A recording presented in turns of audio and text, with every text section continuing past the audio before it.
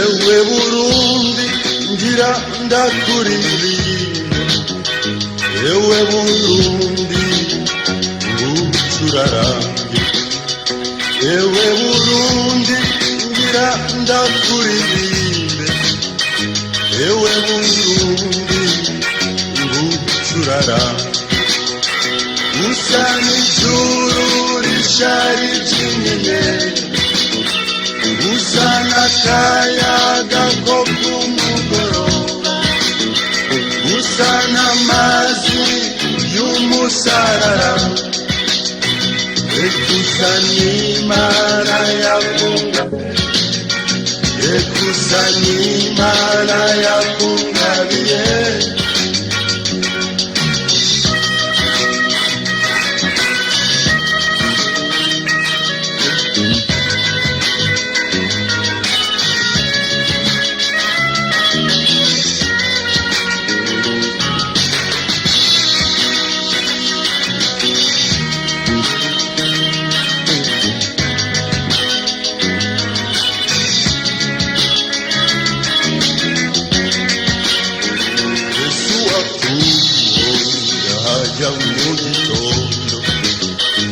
ewe Burundi uteye igomwe imisozi ukisayangana nikwikiyaya ugihungabana. Ewe Burundi ngira ndakuririmbe, ewe Burundi ngucurara, ewe Burundi ngira ndakuririmbe, ewe Burundi ngucurara. Usa n'ijuru risharijimiye, usa n'akayaga ko kumugoroba.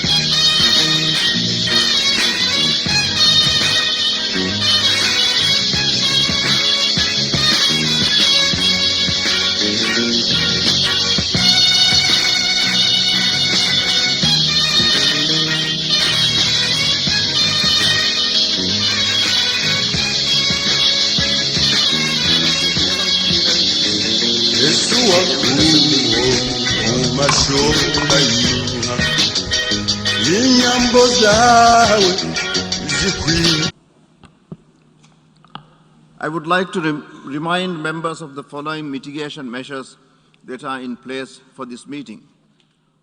All delegates are required to wear a face covering at all times whilst in public spaces and in the General Assembly Hall, except when directly addressing the meeting. The size of the delegation should not exceed 4 delegates in the General Assembly Hall. I now give the floor to the distinguished representative of the Federated States of Micronesia to introduce an address by the head of state.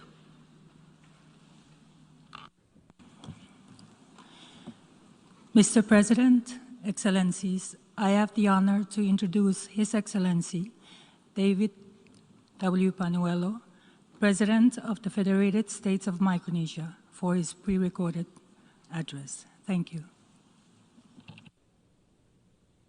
Mr. President, Mr. Secretary General, Excellencies, distinguished delegates, ladies and gentlemen, I bring you warm greetings from our beautiful islands in the Federated States of Micronesia. Mr. President, at the outset, I wish to express that I am particularly pleased that an esteemed leader from a small island developing state has been elected to lead this august body during this crucial 76th session of the United Nations General Assembly. Your country, the Republic of the Maldives, has been instrumental and effective in leading the world community, particularly on issues relating to the environment and climate change, to find common ground.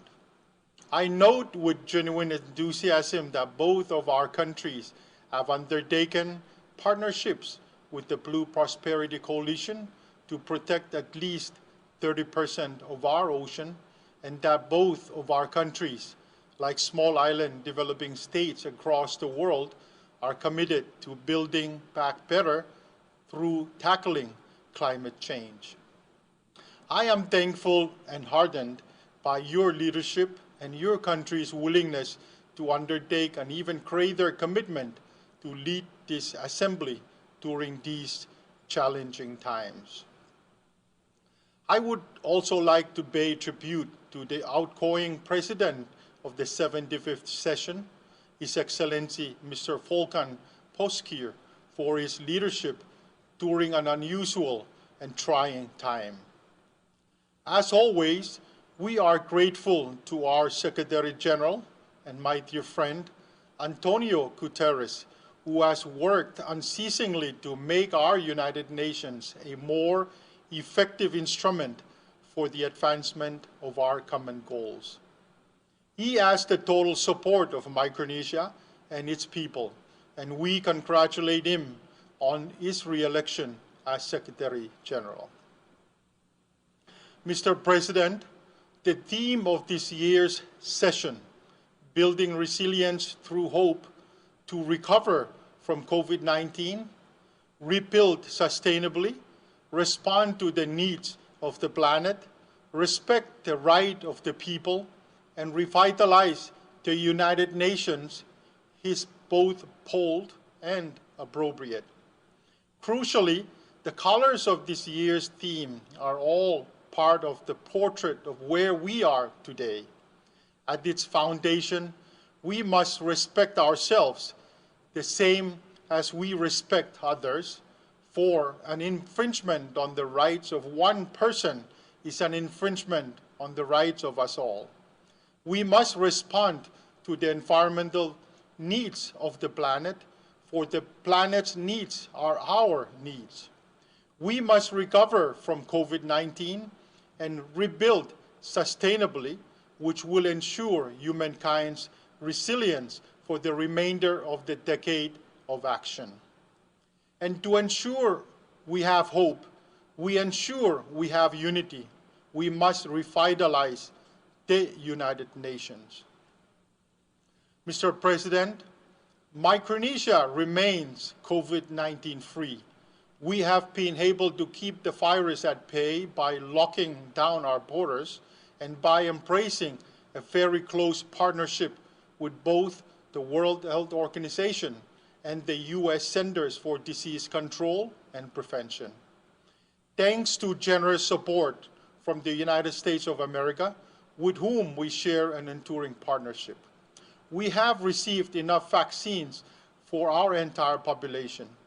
More than 75% of our adult population has received the first dose of the vaccine, and we are just starting to vaccinate adolescents.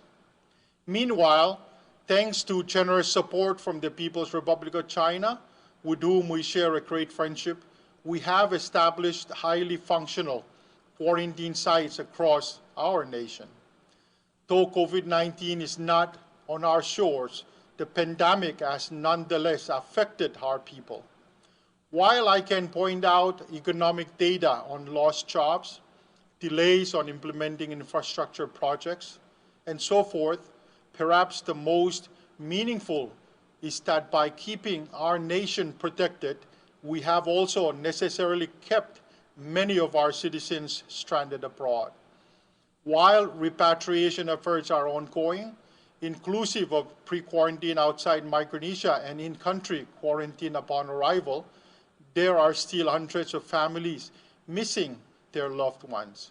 To all the Micronesian men and women still stranded abroad, I give you all my word that we will get you home. Let us build back better health security today to prepare for the next pandemic tomorrow. Let us all commit to the goals of ending the COVID-19 pandemic and creating a stronger health security architecture in 2022. Let us all support the targets for achieving global health security, and let us all elevate global ambition to making shared existential security threats, whether they are the COVID-19 pandemic or climate change, a shared responsibility that we work together in addressing as nations united for a common purpose. Mr. President, regrettably, the chilling confirmation from the International Panel on Climate Change, IPCC, in its recent report is a stark reminder that dark days are ahead if no serious and urgent action is taken to deal with the climate change crisis. We can no longer worry about whether we have a developing label or a developed label next to our name. We are all in this together, and we must all do our part. The science is clear that both developing and developed countries are affected. Micronesia remains committed to doing its part in addressing the climate change crisis so we can build back better. With Blue Prosperity Micronesia, we are seeking to protect 30% of our nation's ocean territory. With the Micronesia Challenge, we are seeking to protect 50% of coastal and terrestrial territory. With recent legislation, we have banned the importation of most forms of plastics, and we are beginning to shift from relying on fossil fuels to renewable energies like solar. What Micronesia needs from our friends, allies, and development partners in the global community, and that includes everyone watching me today, because Micronesia is family to the United States and a friend to the People's Republic of China, just as Micronesia is a friend to the Maldives and to the United Kingdom, to the Netherlands and to Spain, to Nicaragua and to Australia, to New Zealand and to South Africa, to Israel and to Norway, to Japan and to Korea. What we need is global action today for our world's prosperity tomorrow. Mr. President, we must look past what separates us and focus on what unites us. The positive step undertaken by the United States to rejoining the Paris Agreement and sponsoring a climate summit is all very encouraging, because the world needs the United States if we are to solve the climate change crisis, on the premise that the world needs every country to work together. The world needs the United States just as the world needs China, as the world needs Japan, as the world needs Australia, to all come together for global survival. The secret to the threat of climate change is the same as the secret to the threat of COVID-19 pandemic. The moment we decide that the threat is a specific country or a specific person, then we all lose. The way that we all win is cooperating together. Micronesia is willing to do its part and is actively doing its part. We ask all of our friends, allies, and developing partners to join us today. Today, we encourage all countries to be bold and submit more ambitious, revised, intended, nationally determined contributions. Mr. President, while we took encouragement from the international response to the Paris Agreement, the climate crisis should also motivate us to ratify and integrate the Kigali Amendments into our national policies to ensure the avoidance of life-threatening damage to our planet. That is why I am urging countries which are major contributors to carbon emissions to ratify the Kigali Amendment and to phase down the production and consumption of HFCs. Mr. President, the presence and utilization of the rule of law is the true parameter for civilization. Micronesia has been taking many steps to strengthen the rule of law in our country. We are seeking to pass legislation on cybercrimes. We will be joining the International Police Organization, or Interpol, and we have committed to tackling illegal, unregulated, and unreported fishing in our waters in cooperation with organizations like the Forum Fisheries Agency and the Micronesian President Summit. We have strengthened maritime surveillance with Australia and Japan and look forward to the receipt of 2 new Guardian-class patrol ships or vessels from Australia to help us protect our big ocean state. Yet all the actions most important for Micronesia's continued capacity to promote and protect the rule of law, it is through our enduring partnership with the United States of America, which is codified through the Compact of Free Association. Negotiations over the expiring provisions of the Compact are ongoing, and in light of the recent high-level defense talks this July, Micronesia calls on the United States to help us conclude our negotiations before the current agreements are set to expire at the end of 2023. Mr. President, the Federated States of Micronesia accepts the responsibility to continue to speak out, along with similarly committed states, on how the 1982 United Nations Convention on the Law of the Sea, or UNCLOS, applies to maritime zones in situations involving climate change-related sea level rise. Last month, the Pacific Island countries endorsed a landmark declaration on preserving maritime zones in the face of climate change-related sea level rise, which has been affirmed by both the Pacific Islands Forum and the Micronesian Presidents Summit. The declaration is a formal statement of the views of these island countries.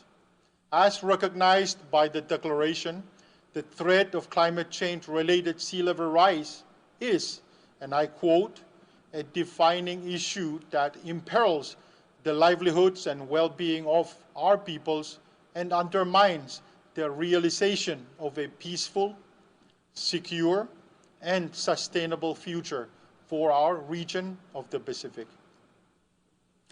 Recent reports from the Intergovernmental Panel on Climate Change underscore that global sea level rise associated with climate change is likely to be as high as 1 meter by the end of this century, with the Western Pacific having already experienced 3 times more sea level rise than the current global mean. Many of us, like my own country, Micronesia, sit in this region of the Pacific. In light of these circumstances and in acknowledgement of the potential legal implications of sea level rise on maritime zones, such as those of Micronesia, the declaration proclaims, among other things, that our islands' maritime zones, once established in accordance with the UNCLOS and notified to the Secretary General of the United Nations in accordance with the UNCLOS, and the rights and entitlements that flow from them shall continue to apply, notwithstanding any physical changes connected to climate change-related sea level rise. It will be deeply unjust and inequitable if a small island developing state like Micronesia, being specially affected by climate change-related sea level rise, despite being among the least responsible for the phenomenon, as to surrender any of its maritime rights and entitlements because of such sea level rise, including its rights and entitlements to rich fishery resources in our exclusive economic zone. Fortunately, the Pacific Islands' collective views, as expressed in the declaration, are supported by both UNCLOS and the legal principles underpinning it. Micronesia reiterates its endorsement of the declaration and encourages the international community to favorably consider the declaration and its overarching objectives. Mr. President, as a nation governing over 1 million square miles of ocean, we attach great importance to the sustainable use and management of marine resources within and adjacent to our territorial waters. Our people have lived in harmony with the ocean and their natural environment since our ancestors began to navigate these vast seas.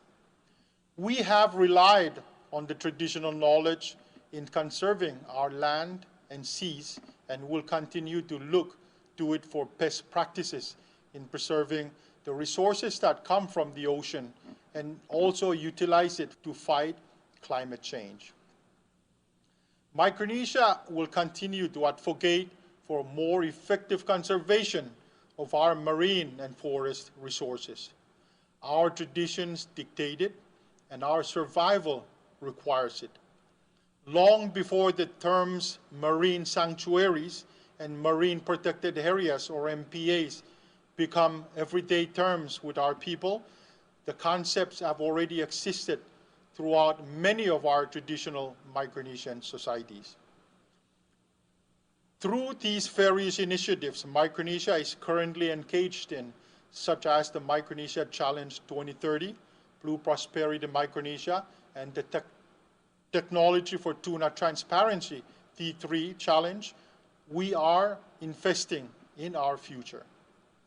With biodiversity around our planet at risk and in serious decline, Micronesia and its partners are taking concrete actions.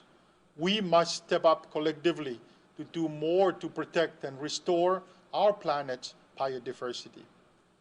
I encourage all who wish to stand with us to do so, as Micronesia will show you peace, friendship, cooperation, and love in our common humanity. Mr. President, I commend the Secretary General for taking the initiative to convene the United Nations Food Systems Summit, which will be held at the end of this General Assembly. The focus on food systems in all its aspects, from production to processing, and from consumption to waste utilization, recognizes the integral role that food plays in our lives, in our health, our livelihood, our economy, and our environment. In the dialogues leading up to the forthcoming Food Systems Summit, we have been seeing a surge of community-level awareness and commitment to address consumption behavior, to address the ravages of food-related non-communicable diseases. Approximately 1/3 of Micronesians suffer from diabetes and high blood pressure, largely as a direct result for our recent social preferences for highly processed, salty, imported foods. Our current food system is unsustainable, and so we are trying to change it, to re-indigenize it as part of our commitment to the 2030 Sustainable Development Agenda and the Decade of Action. Mr. President, the effective implementation of the 2030 Agenda for Sustainable Development has always been at the top priority of our agenda.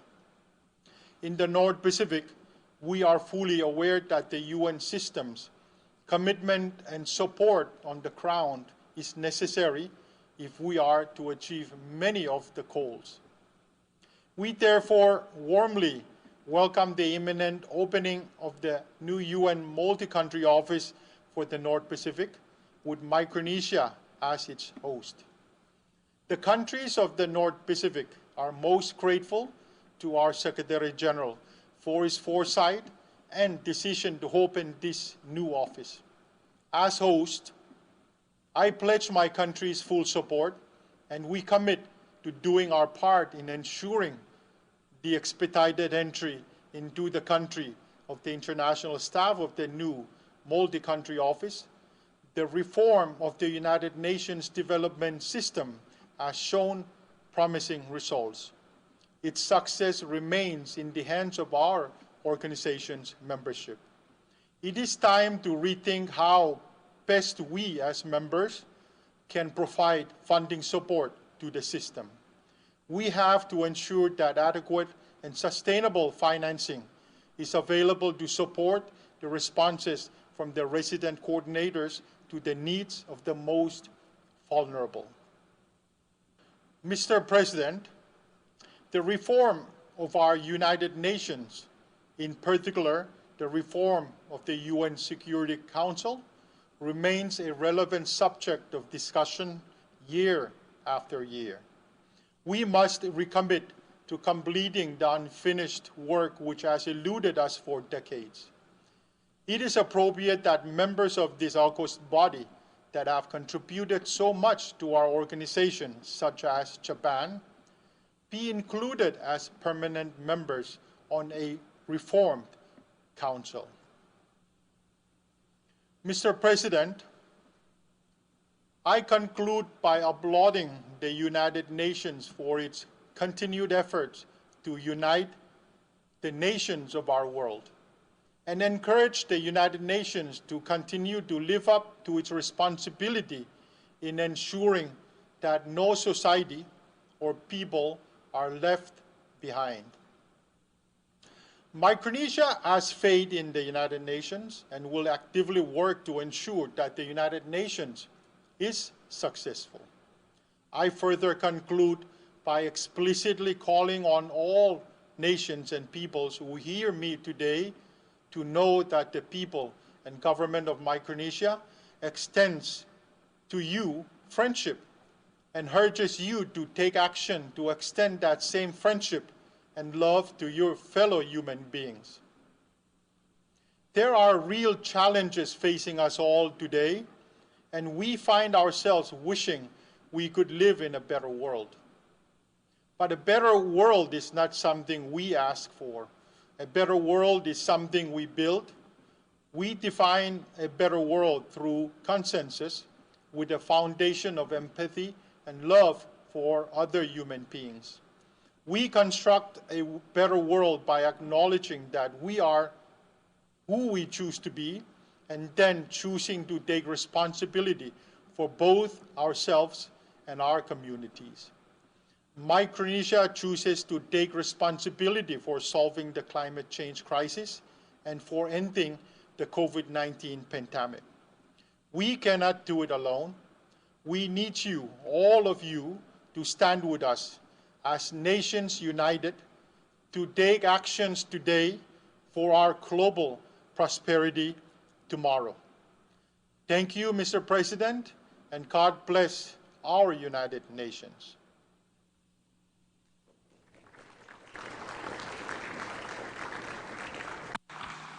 On behalf of the General Assembly, I wish to thank the President and Head of Government of the Federated States of Micronesia for the statement just made.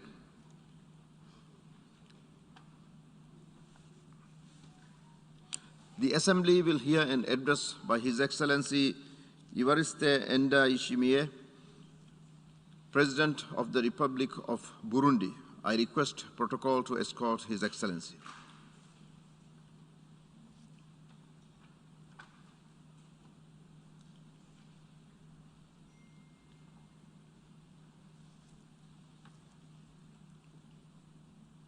On behalf of the General Assembly, I have the honor to welcome to the United Nations His Excellency Evariste NDAYISHIMIYE, President of the Republic of Burundi, and to invite him to address the Assembly.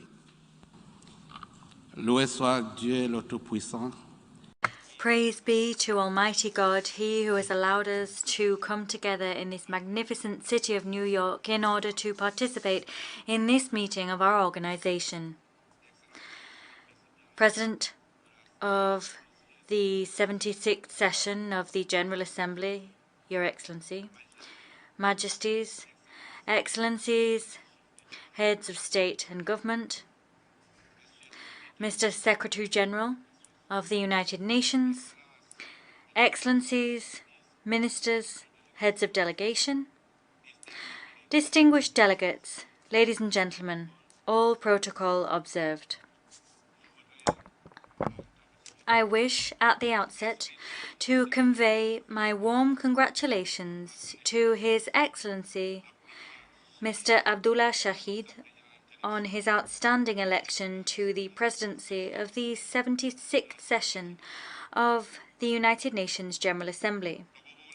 Burundi assures you, Mr. President, of its full, unwavering cooperation and wishes you every success and great fortune as you discharge your mandate, both professionally and personally. I am also delighted to convey the deep gratitude of my delegation to your predecessor, Ambassador Volkan Bozkır, on his excellent work conducted despite conditions rendered incredibly difficult by the COVID-19 pandemic.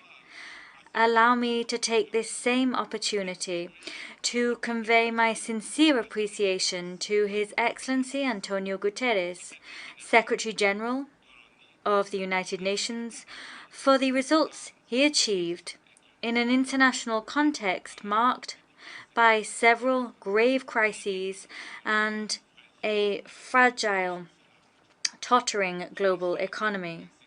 I wish him every success and good health as he discharges his second mandate.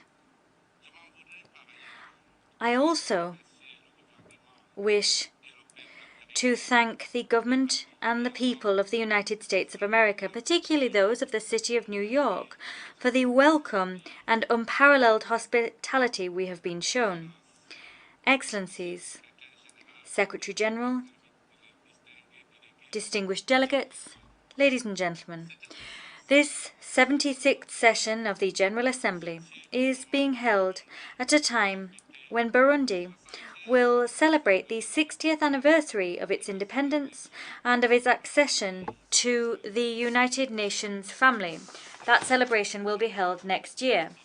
Consequently, it is the time to recall that the UN has played a major role in Burundi's history because since the end of the First World War, from the end of the First World War, Burundi was managed under the aegis of the League of Nations and then the United Nations. Poor administration of the colonial period had negative consequences for Burundi, which brought with them, at the very dawn of independence, social conflicts and several massacres whose wounds still struggle to heal.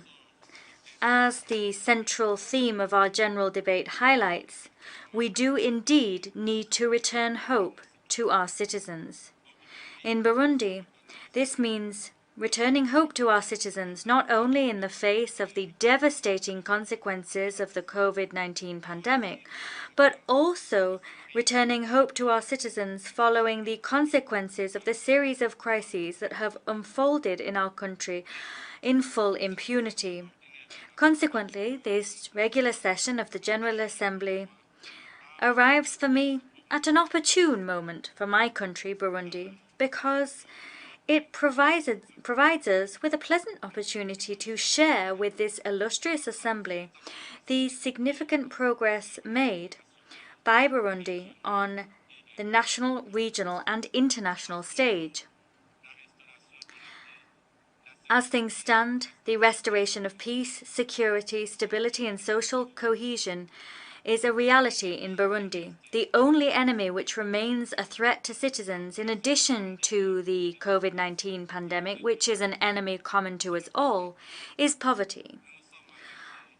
Alongside all our citizens, we have taken up the fight against poverty in order to achieve our ultimate goal, the well-being of Burundi's people. To achieve that goal, we have pinpointed a number of priorities, which we have enshrined in the roadmap entitled the Burundi National Development Plan 2018-2027. This is an ambitious and transformative program which could well expedite the socio-economic development process which has been underway since 2018. Allow me first to turn to good governance and social justice. To achieve these goals, the fight against corruption, misappropriation, and the fight against impunity are among the priorities of a government known to be responsible and hard-working.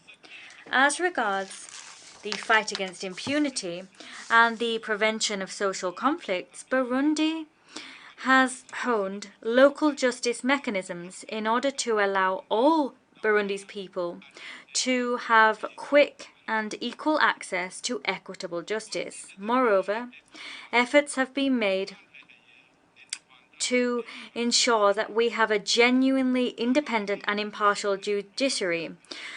We have sought to achieve this goal by rendering the Superior Council of the Judiciary operational. We should underscore here that as part of correcting the grave defects of the past, the government of Burundi is currently leading a process of transitional justice in order to aid all victims in Burundi. As part of managing the security situation, we wish to give particular emphasis to the issue of terrorism. Where this matter is concerned, Mr. President, it cannot be denied that success has been achieved. However, at the same time, we do need to humbly acknowledge that we are far from having developed a common, adequate and effective strategy to eradicate this scourge. In strategic terms, of course, terrorism cannot be justified. I remain convinced that beyond the military action that is necessary, the effective fight against terrorism involves fighting against radicalization whose breeding ground is ignorance, poverty, youth unemployment, and illiteracy. The UN should undertake initiatives to combat poverty and issue strict sanctions against terrorist groups and all those who support them. As far as we're concerned, we are concerned by the proliferation of terrorism in the sub-region, whose leaders, such as the leaders of the ADF and the Tabara network, are located in the east of the DRC. They recruit young unemployed people and blindly kill peaceful innocent citizens. We're particularly worried about these networks. I remain convinced that these groups constitute a threat not only for our region but also for humankind as a whole. Consequently, we must pool our strengths and fight against terrorism in all its forms and manifestations. And we believe that this fight must be conducted with a greater sense of determination and greater solidarity. It is against this backdrop that since 2007, my country has made available to the United Nations Organization and the African Union troops and police to contribute to restoring security and allowing peace to flower in certain countries who need this to be the case, such as Somalia and the Central African Republic. As regards human rights issues, Burundi firmly believes that human rights must be protected by clear good governance mechanisms, clear security, and clear equitable justice mechanisms. As part of monitoring the implementation of the principles of human rights protection, the international community must accede to the fundamental principles of universality, transparency, impartiality, non-selectivity, non-politicization, and objectiveness. It must also reject a policy of double standards when dealing with human rights issues. In this regard, Burundi believes that the best way to promote and protect human rights is to work driven forward by cooperation, dialogue, technical assistance, and capacity building, and the strengthening of national mechanisms which focus on human rights issues. We'd like to take this opportunity to call upon certain partners, namely those within the United Nations Human Rights Council, to properly, fairly, and responsibly interpret Burundi's efforts alongside the United Nations and to give them their proper weight. Any act looking to single out Burundi by placing it under special human rights mechanisms is quite simply counterproductive. As you are aware, Burundi has national mechanisms which are able to defend, promote, and protect human rights.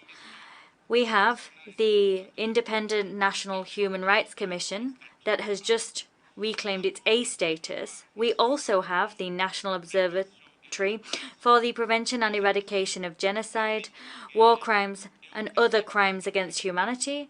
And we have the Truth and Reconciliation Commission, the National Council for National Unity, the Lands and Other Goods Commission, and the Ombudsman. In practice, the government has focused and does focus on the protection of human rights, the respect of democratic principles, and the freedoms of opinion, expression, and of the press. a great deal of work has been done thanks to the institution of a dialogue, an ongoing dialogue between political parties, media, and public authorities. This process of dialogue has allowed us to open a number of media institutions that had been closed during the skirmishes and insurrection of 2015. We've also freed more than 5,000 prisoners by way of presidential partners. We've seen the participation of political parties and civil society in the management of the country's social and political life. La participation des partis politiques et de la société civile dans la gestion de la vie politique et sociale du pays. Monsieur le Président, Majesté, Excellences, distingués délégués, Mesdames, Messieurs, parlant des questions socio-économiques, le Burundi, comme d'autres pays, ne peut pas faire un pas vers le développement sans résoudre des questions de santé, de l'éducation, de gestion des groupes particuliers comme les jeunes, les femmes, les personnes vulnérables et les déshérités. Dans le secteur de la santé, la pandémie de Covid-19, qui s'ajoute à d'autres maladies qui font rage comme la malaria, le VIH-Sida, la tuberculose et d'autres, préoccupent le gouvernement du Burundi. S'agissant de la pandémie de Covid-19, depuis l'apparition des premiers cas, le Burundi a pris des mesures de prévention et de riposte à cette pandémie et toutes nos stratégies ont permis de maintenir la positivité des tests à un taux inférieur à 4% et d'éviter de grandes incidences de formes graves. Cependant, la complexité du virus interpelle toutes les nations du monde à plus de recherche et d'ingéniosité pour trouver une solution solide, collective, durable, voire définitive à cette pandémie qui perturbe l'humanité tout entière.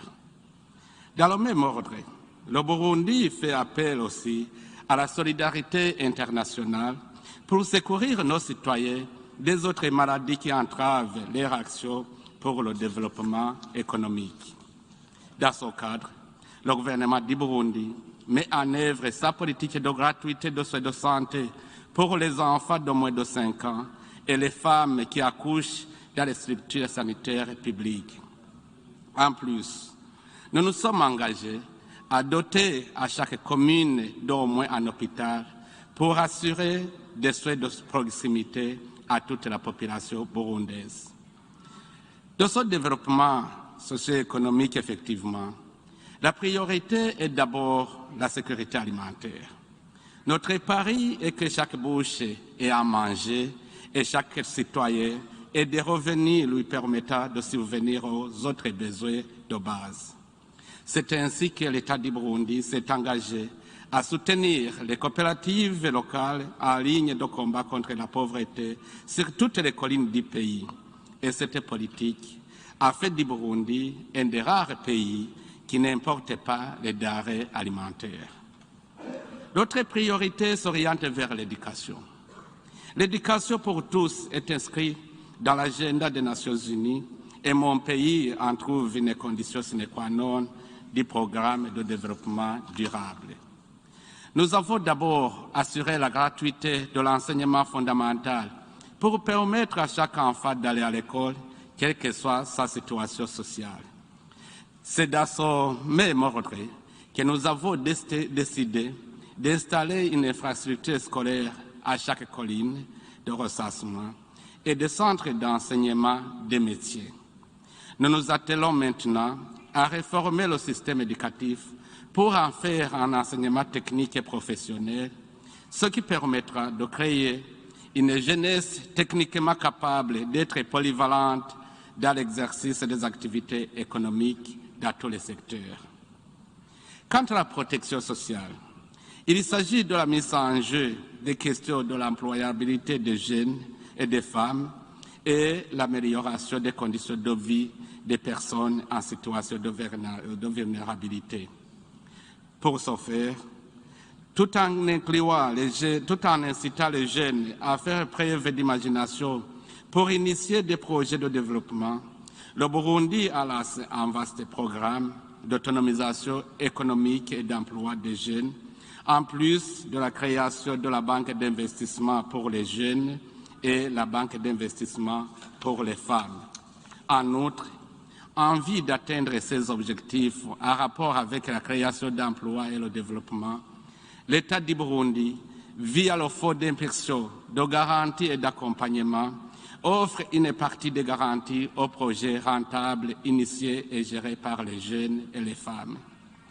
En plus de ces axes cités, le Burundi met également l'importance sur le rapatriement des réfugiés et la prise en charge des retraités. Grâce à la paix et la sécurité retrouvées, les réfugiés burundais, y compris les acteurs politiques, rentrent massivement et sont accueillis avec amour et dignité. De juillet 2020 à nos jours, plus de 75 000 réfugiés sont rentrés volontairement, ajoutés à plus de 50 000 qui rentrent sans passer par les organisations spécialisées de l'ONU. Quant aux retraités, l'objectif principal est la prise en charge des personnes âgées en général, en assurant leurs soins médicaux et en améliorant leurs pensions. Pour redonner l'espoir à tous les citoyens dans l'ensemble, le gouvernement a lancé cette année un programme national de capitalisation de la paix, stabilité sociale et de la promotion de la croissance économique. Ce programme, je le crois, va bénéficier de l'appui de tous les partenaires au développement du Burundi pour booster le développement socio-économique, capitaliser la paix et assurer aux citoyens en Burundi d'espoir après de longues périodes de conflit. Un autre axe qui interpelle nos efforts dans le développement durable, auquel le Burundi attache une grande importance, est la protection de l'environnement, avec son adhésion à une vingtaine de conventions internationales y relatives. Dans ce contexte, le Burundi met tout en œuvre pour mobiliser les moyens de financement des projets liés à la biodiversité, à la dépollution des eaux, à la protection des sols, à la protection de la couche d'ozone et des polluants organiques, à travers notamment son projet ambitieux Ewe Burundi Urambaye, qui signifie le Burundi couvert dans sa totalité. Monsieur le Président, Excellences, distingués délégués, Mesdames, Messieurs, sur le plan diplomatique et de coopération, le Burundi s'est engagé à normaliser et à promouvoir ses relations d'amitié et de coopération avec ses partenaires bilatéraux et multilatéraux et à retrouver la place qui lui revient dans le concert des nations.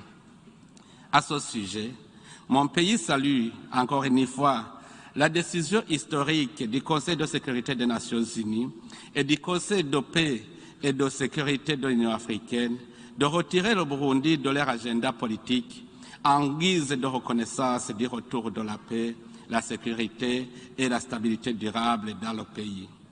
De même, le Burundi se félicite des progrès déjà atteints dans le processus de normalisation de ses relations d'amitié et de coopération avec l'Union européenne et ses États membres à travers un dialogue politique mené dans un esprit constructif et respectueux entre les deux parties.